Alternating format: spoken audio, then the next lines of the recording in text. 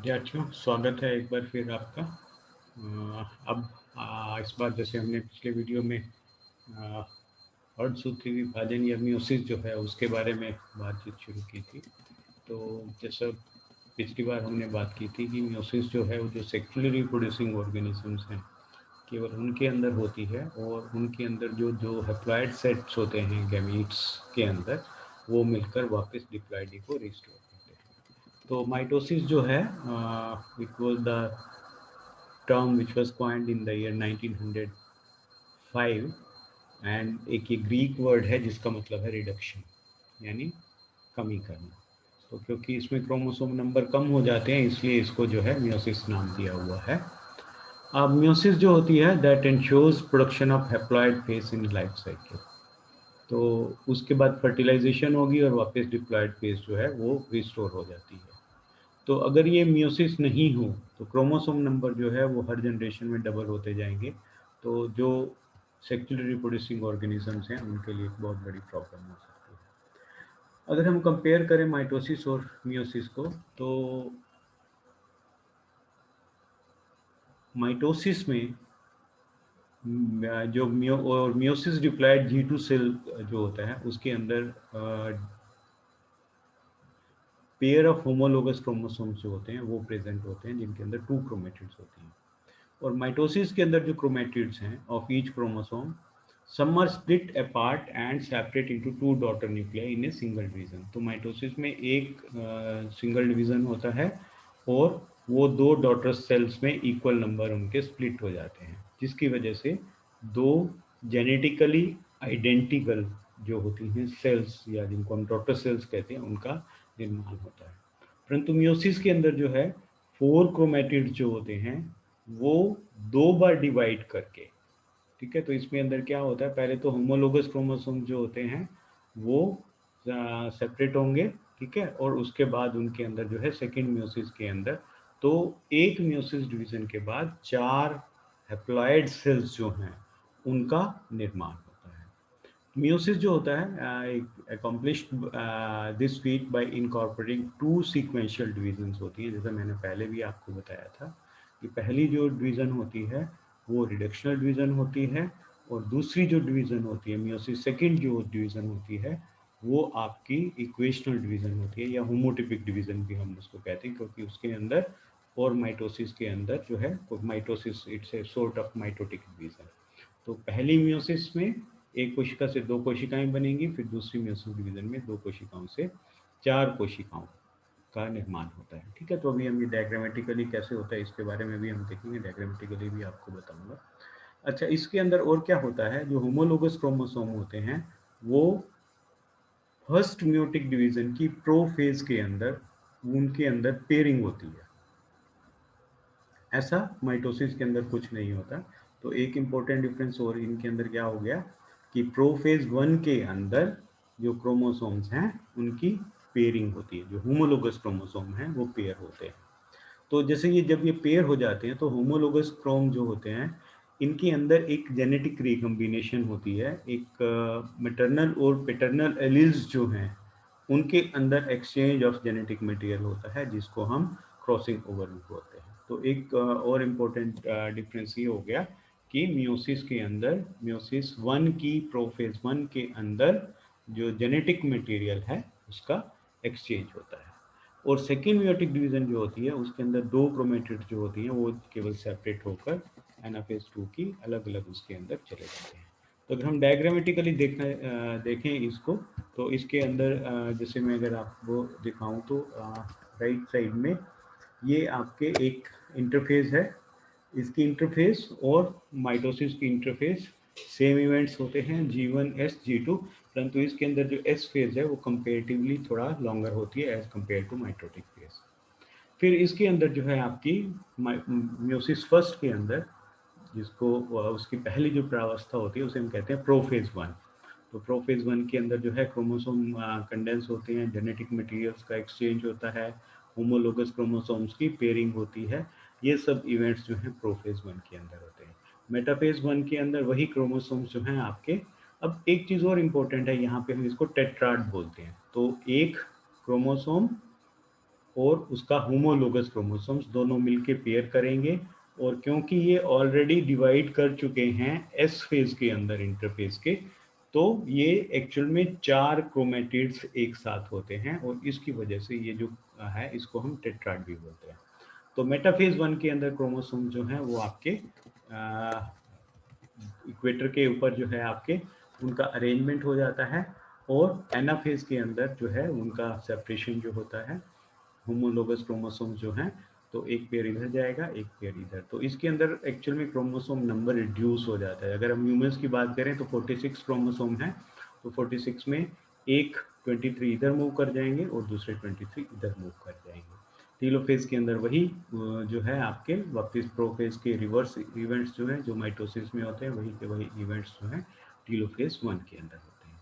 Prophase 2 के अंदर वापस जो है वापस वही इवेंट्स जो हैं आपके जो प्रोफेज 1 के अंदर हैं वही के इसके अंदर। हाँ, एक डिफरेंस ये भी होता है कि इसके अंदर जेनेटिक मटेरियल और वो सब प्लाज्मा फॉर्मेशन ये सब नहीं होता। तो ये प्रोफेज आपकी माइटोसिस की प्रोफेज से बिल्कुल मिलती है। क्रोमोसोम्स का कंडेंसेशन होना, न्यूक्लियर मेम्ब्रेन, न्यूक्लियर एनवलप, उन सब का डिसइंटीग्रेशन, और इसके बाद जो है मेटाफेज पे मेटाफेज के क्रोमोसोम जो है वो इक्वेटर पे अरेंज होना, एनाफेज पे जो ऑलरेडी डिवाइडेड क्रोमेटिड्स हैं उनका सेपरेशन होना, और टीलोफेज 2 के अंदर वापस जो है आपके। तो इस तरह से एक जो कोशिका थी पेरेंट कोशिका, उससे 4 हैप्लॉइड सेल्स का निर्माण होता है। और अगर आप इसमें ध्यान से देखें तो यहाँ पे आपको ये जेनेटिक एक्सचेंज जो है वो होता हुआ भी दिखाई देगा। तो यहाँ पे जैसे वाइट है तो यहाँ पे रेड, ये रेड और वाइट ये आपस में इनके अंदर जेनेटिक एक्सचेंज होने की वजह से जो है ये इसके अंदर इस प्रकार से मियोसिस का प्रोसेस जो है वो कंप्लीट होता है। अब गैमेटिक और जो अगर हम कहें कि जो यूकैरियोटिक कोशिकाएं हैं उनके अंदर जो है लाइफ साइकिल में जब मियोसिस होता है तो 3 ग्रुप्स के अंदर they can be identified on the basis of कि किस प्रकार से इनके अंदर मियोसिस डिवीजन किस प्रावस्था में हो रहा है, कौन सी स्टेज पे हो रहा है। फर्स्ट इज कॉल्ड गैमेटिक और टर्मिनल मियोसिस। इस ग्रुप के अंदर क्या होता है, जितने भी मल्टी सेलुलर ऑर्गेनिजम्स हैं and most of the protist, इनके अंदर जो है गैमेटिक और टर्मिनल मियोसिस जो होता है वो होता है। इसके अंदर क्या है, जो जैसे जो मेल वर्टिब्रेट्स हैं फॉर एग्जांपल, जो मियोसिस है it occurs just prior to differentiation of spermatozoa. Spermatozoa के बनने से केवल थोड़ी सी पहले जो है आपके बनता है। किस प्रकार से अभी हम ये उसमें देखेंगे कि किस तरह से स्पर्मेटोजेनेसिस और ओवोजेनेसिस किस प्रकार से होती है। तो पहला जो है इसके अंदर कि जो है आपके जैसे स्पर्मेटिड्स का फॉर्मेशन होना, ठीक है, और फिर बाद में उससे स्पर्मेटोजोआ का बनना।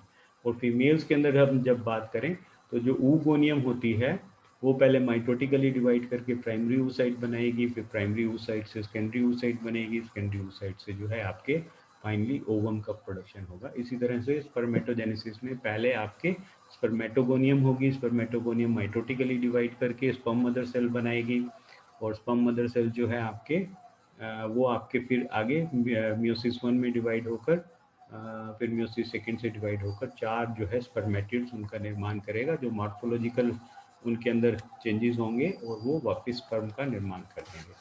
तो इस प्रकार से जो है इनके अंदर सबसे पहले अगर हम डायग्राम से देखें तो ये स्पर्म और ये स्पर्म और ये ओवम, तो जो गैमीट है उनके फॉर्मेशन के टाइम पे ही मियोसिस हो जाती है और वापस डिप्लॉयड ही रिस्टोर होकर एनिमल जो है उसका नया फॉर्मेशन होता है।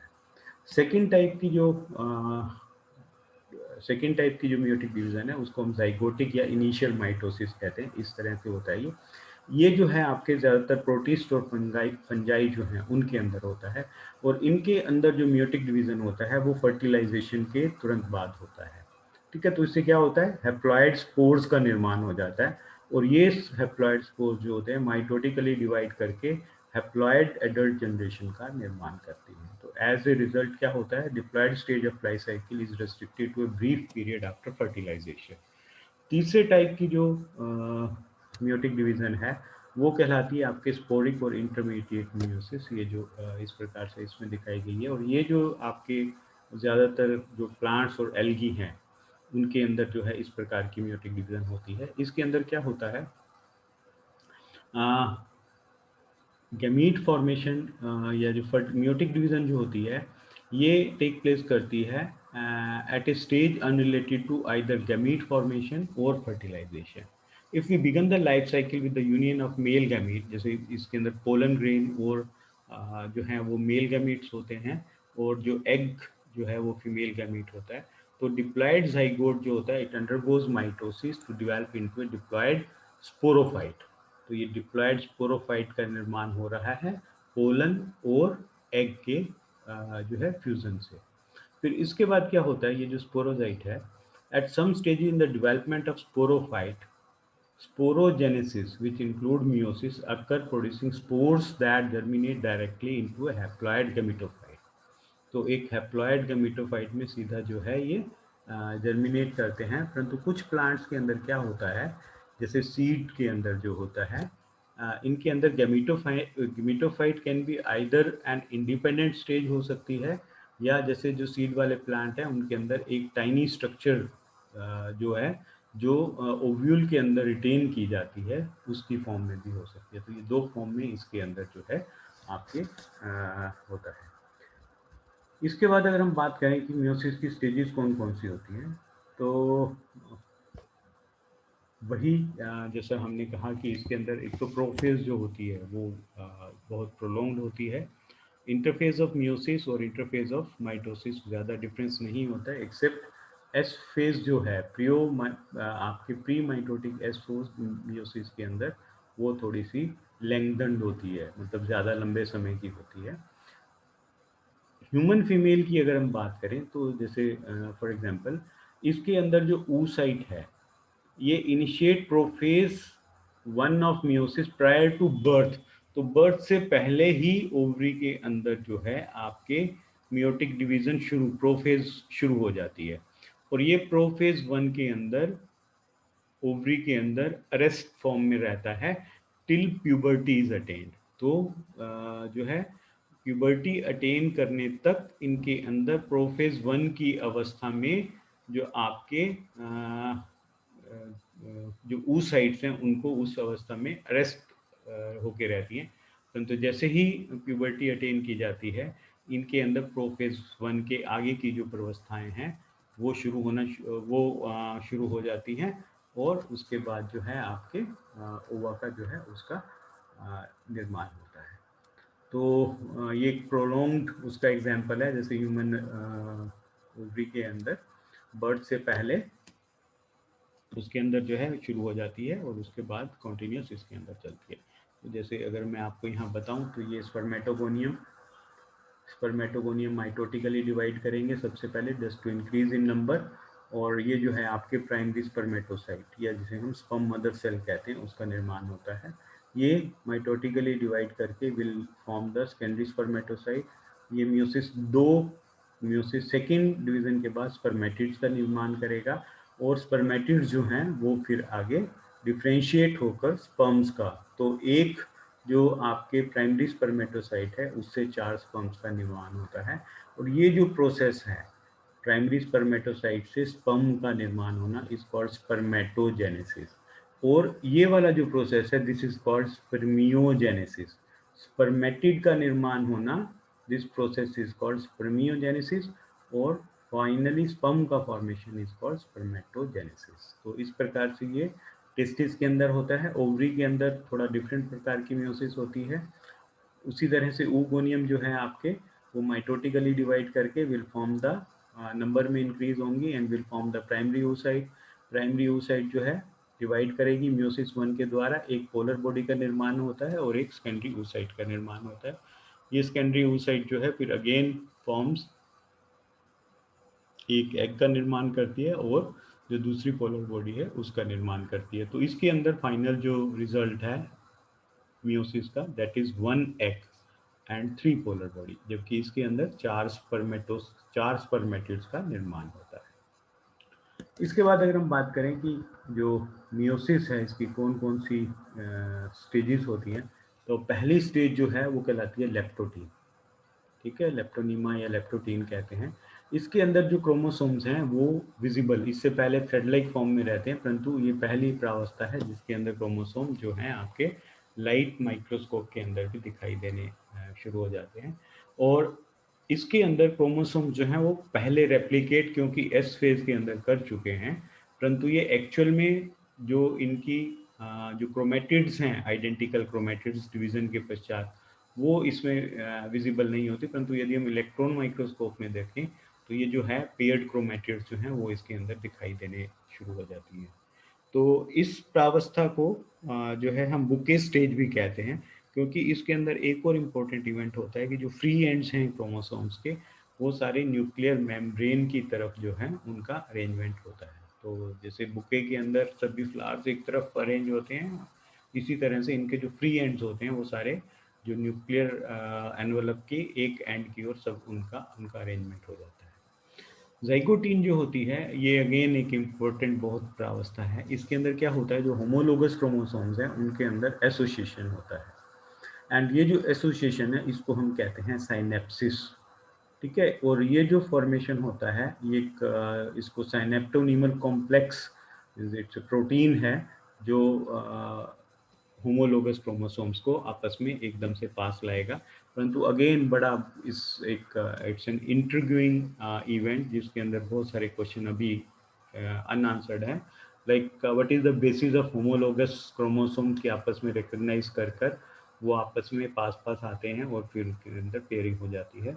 And how does the pair become so perfectly align, मतलब उनके अंदर परफेक्ट अलाइनमेंट जो होता है वो किस प्रकार से हो जाता है।